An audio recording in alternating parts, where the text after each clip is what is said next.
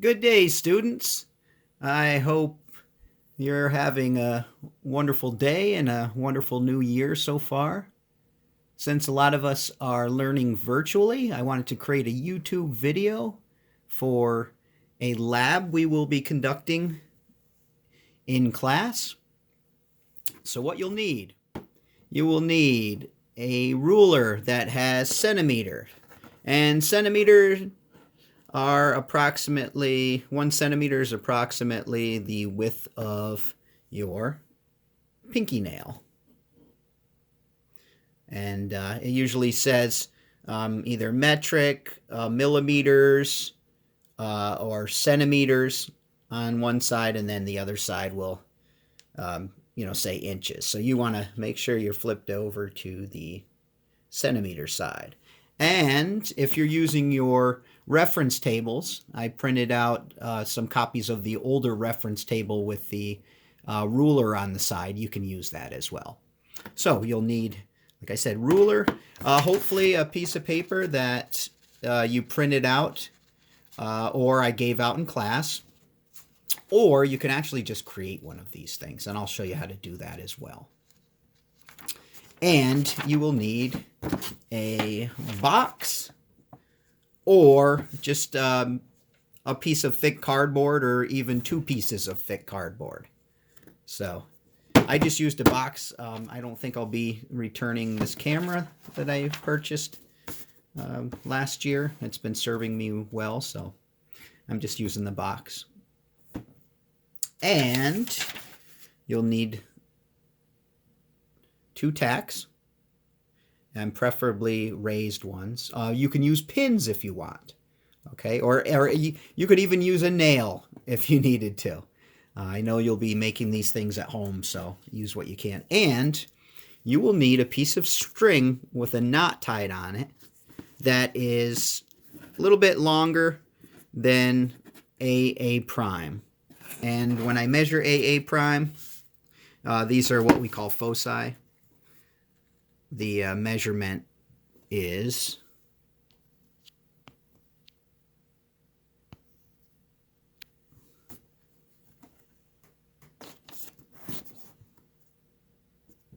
if we look at that, it is 10.2.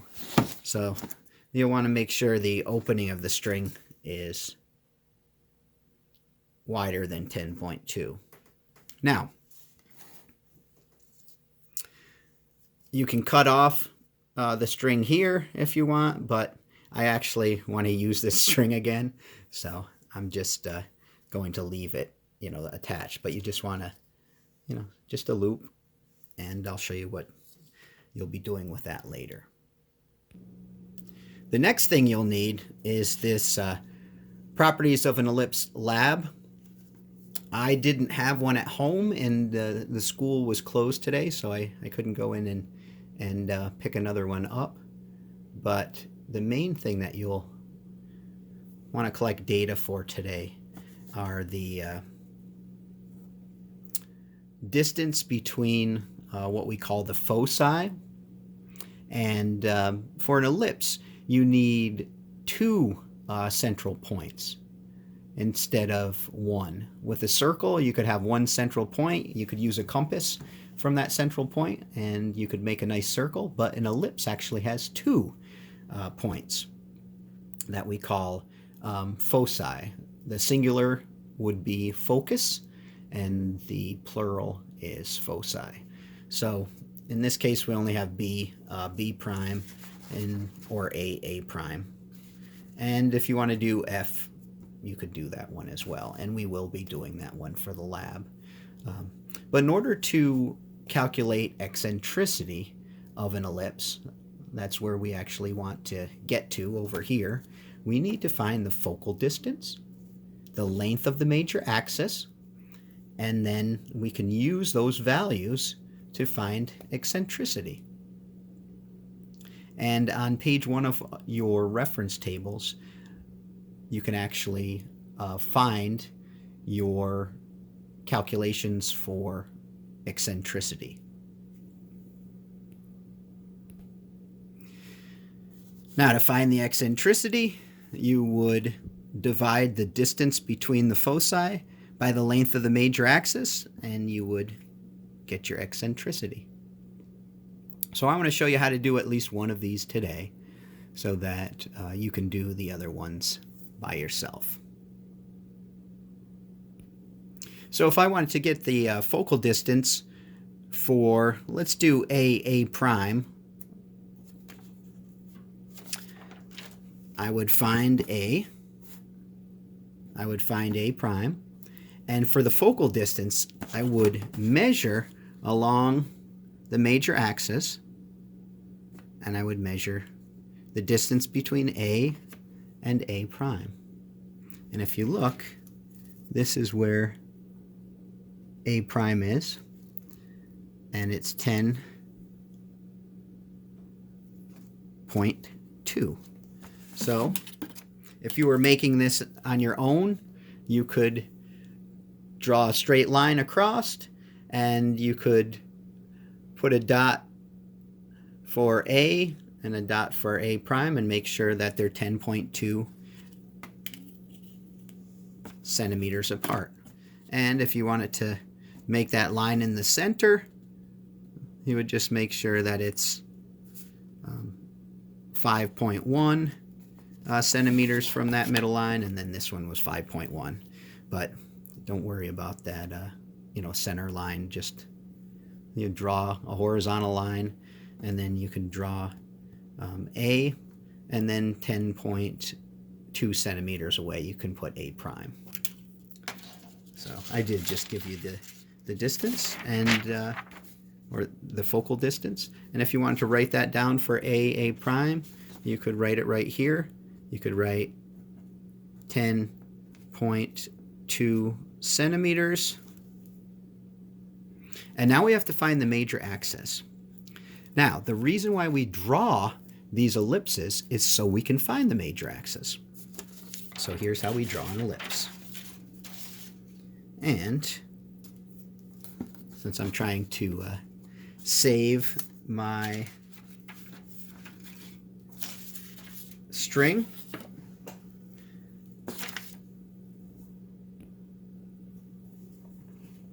I didn't cut it, so it might be a little sloppy, but that's all right. So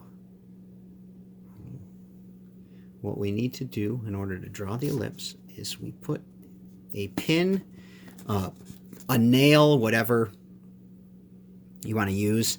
On the Regents exam, we actually use pins. And you want to take your string, zoom out a little bit, and just put it right on there. And stick it, in the knot, wherever you want. And you'll just draw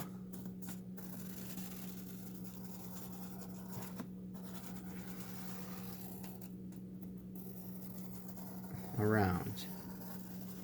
Now, really important, if you note, right there is where we'll be measuring from. So you want to make sure you're drawing it really neat there. And then over here, oops, my tack is moving a little bit. You want to make it sure it's really good right there. So there's an ellipse.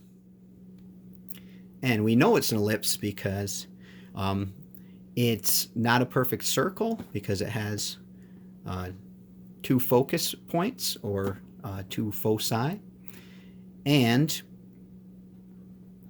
it's not perfectly circular. It's a little stretched out. Eccentric is kind of like out of the norm. You might have heard of people called eccentric because they don't follow the norm. Well, this doesn't follow the norm because it's not a perfect circle. It's slightly stretched out. And what we'll find is the farther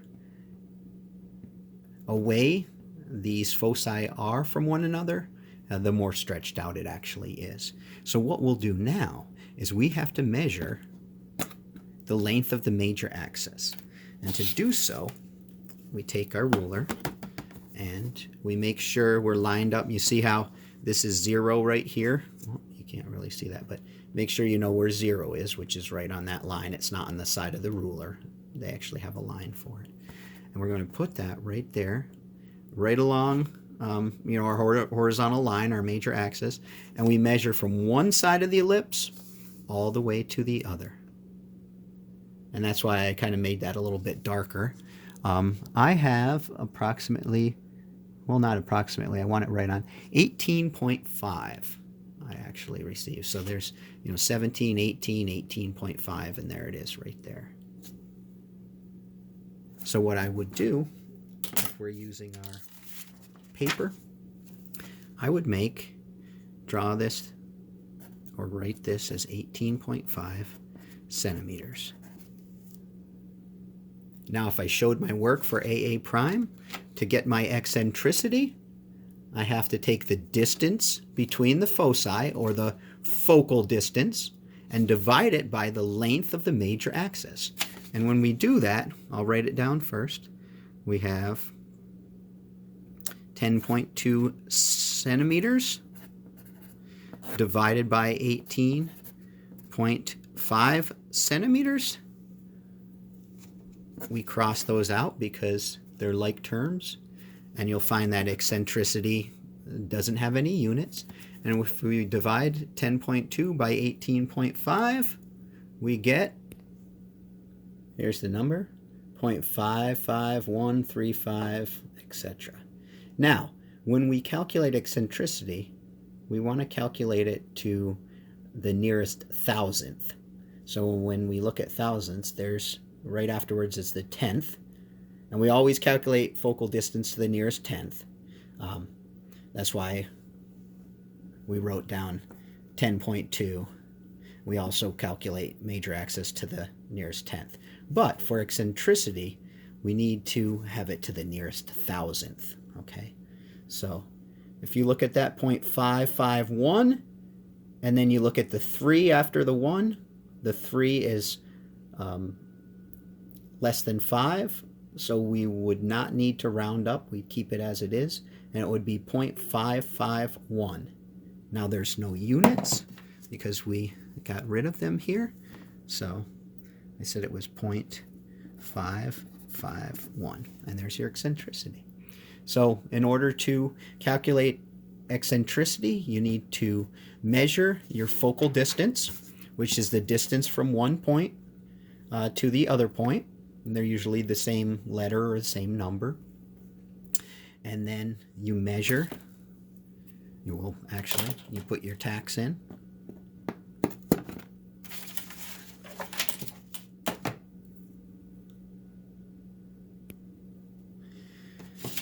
And then you get your looped string. You draw your ellipse.